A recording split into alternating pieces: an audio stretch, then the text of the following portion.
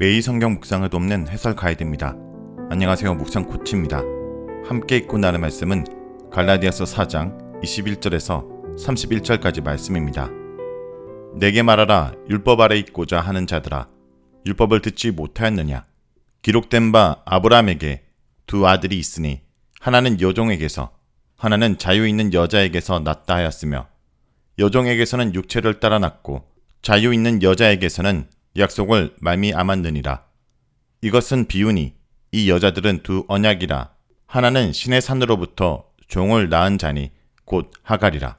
오늘 본문은 사라와 하갈의 알레고리라고 불립니다. 아브라함의 두 아들과 그들의 두 어머니 이야기를 복음의 빛아래 새롭게 읽음으로써 하나님의 능력이 복음의 본질을 선명하게 드러내고 있습니다. 아브라함의 두 아들 이야기는 복음의 원리와 상통하는 진리가 담겨 있습니다. 두 아들과 두 어머니의 신분, 그리고 이 아들들의 출생 방식 배후에는 오늘 하나님이 그의 백성들을 만들어내는 방식과 동일한 원리가 작용합니다. 바로 생명을 창조하는 하나님의 능력이 있는 간섭입니다. 이것이 참 언약의 표지요, 이것이 우리를 상속자로 만드는 실제적인 근거가 됩니다. 먼저 21절은 들어야 될 복음을 말합니다. 갈라디아 성도들은 율법 아래 살고자 했습니다. 바울은 우선 율법을 들어보라고 말합니다. 율법을 내세운 이들에게 율법으로 반격하는 셈입니다. 율법, 곧 토라는 신의 산 언약의 조건이기도 하지만 모세오경을 가리키는 말이기도 합니다. 그 속에는 요구뿐 아니라 들어야 할 이야기도 있습니다. 바울은 그중 아브라함의 두 아들 이야기를 통해 율법이 복음을 말하고 있음을 보여줍니다. 22절에서 23절은 두 아들, 두 어머니, 두 가지 출생에 대해서 말합니다. 바울은 아브라함의 두 아들 출생과 관련된 이야기를 간단히 정리합니다. 있는 그대로이지만 바울 나름의 독특한 시각으로 새롭게 포착한 사실들입니다. 창세기의 이야기에서 중요한 아브라함의 아들은 두 명입니다. 여기서는 이 두 아들이나 어머니의 개별적인 정체는 중요하지 않습니다. 그들에게서 드러나는 영적 원리가 더 중요하기 때문입니다. 창세기가 알려주는 것처럼 두 아들의 어머니는 서로 신분이 다릅니다. 하나는 여종, 하나는 자유로운 여인입니다. 의미심장하게도 이 신분의 차이는 출생 방식의 차이로 이어집니다. 여종의 아들은 육체를 따라 곧 자연스러운 인간적인 방식으로 태어났습니다. 반면에 자유로운 여인의 아들은 출산이 불가능한 상태에서 하나님의 약속으로 태어났습니다. 무기력한 인간이 아닌 생명을 창조하시는 하나님의 약속입니다. 물론 하나님은 불임의 상황을 바꾸심으로써 몸소 그 약속을 이루십니다. 이것이 약속이라는 말 속에 담긴 실제적인 의미입니다. 로마서 4장 17절에서 25절은 이 점을 더욱 상세히 설명해 줍니다. 25절에서 27절 읽겠습니다.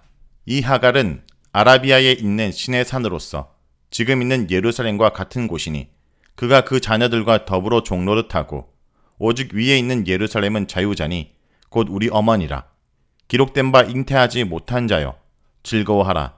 상고를 모르는 자여 소리질러 외치라. 이는 홀로 사는 자의 자녀가 남편 있는 자의 자녀보다 많음이라 하였으니. 본문에서 두 어머니는 두 언약을 가리킵니다. 자녀를 낳는 어머니의 역할과 하나님 백성을 낳는 언약의 기능이 같기 때문입니다. 그중 한 언약은 신의 산으로부터 종을 낳은 언약, 곧 신의 산에서 시작된 율법 언약입니다.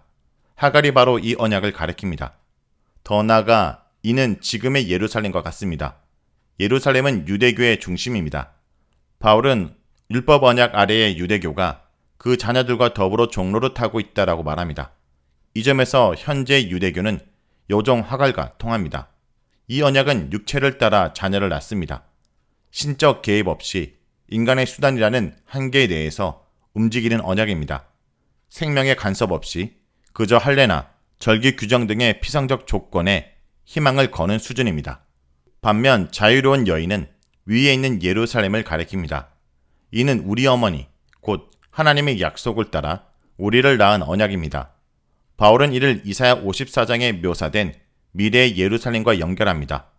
이사야 선지자가 극적으로 그려내는 것처럼 잉태하지 못하고 상고를 모르는 혼자 사는 여인 같지만 결국은 너를 지으신 분께서 내 남편이 되실 여인, 그리하여 남편과 함께 사는 여인보다 더 많은 자녀를 낳게 될 여인입니다.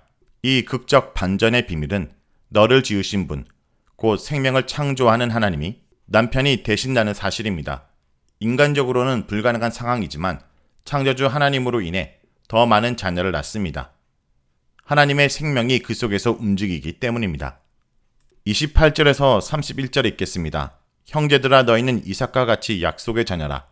그러나 그때 육체를 따라 난 자가 성령을 따라 난 자를 박해한 것 같이 이제도 그러하도다.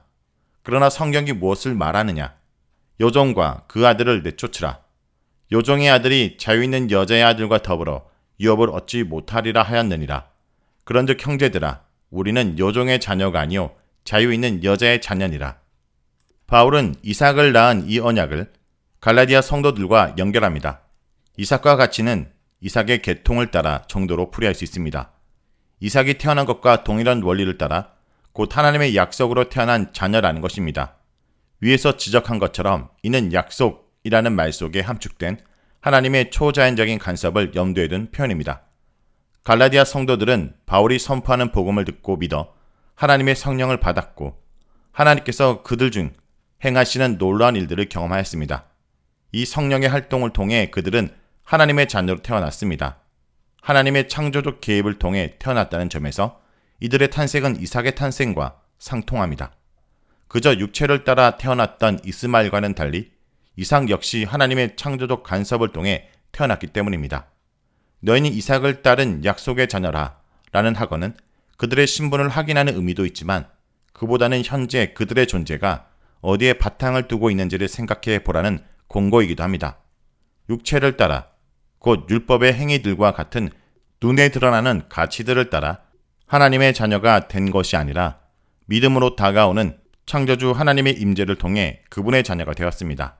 그런데 이제 와서 육체의 영역에 불과한 율법의 행위들에 현혹된다는 것이 말이 되지 않습니다. 29절은 성령을 따라 난 자를 말합니다. 29절은 28절에 함축된 생각을 좀 더 선명히 드러냅니다. 바울은 육체를 따른 출생과 약속을 따른 출생을 대조했습니다. 그런데 여기서 그 대조가 육체를 따른 출생과 성령을 따른 출생 간의 대조로 바뀌었습니다. 이삭은 성령을 따라 태어난 자입니다. 인간적으로는 태어날 수 없는 상황에서 하나님의 초자연적 간섭으로 태어난 아들이기 때문입니다.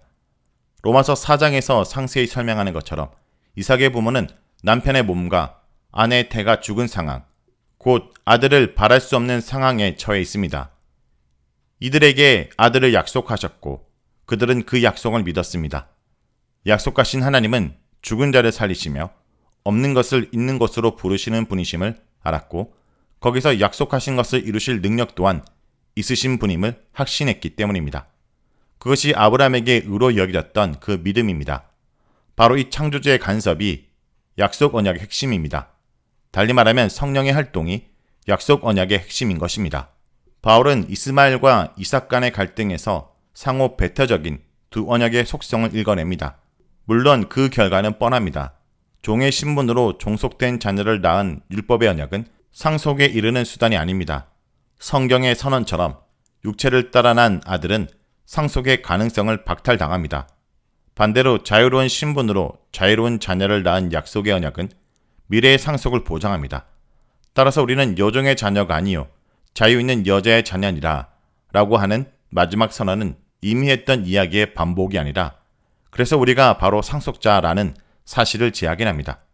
더 나아가 성령으로 시작했다가 이제 육체로 마치려는 갈라디아 성도들에게 이 진술은 왜 상속의 소망을 포기하고 상속이 없는 노예 생활로 돌아가느냐라는 따끔한 물음이 됩니다.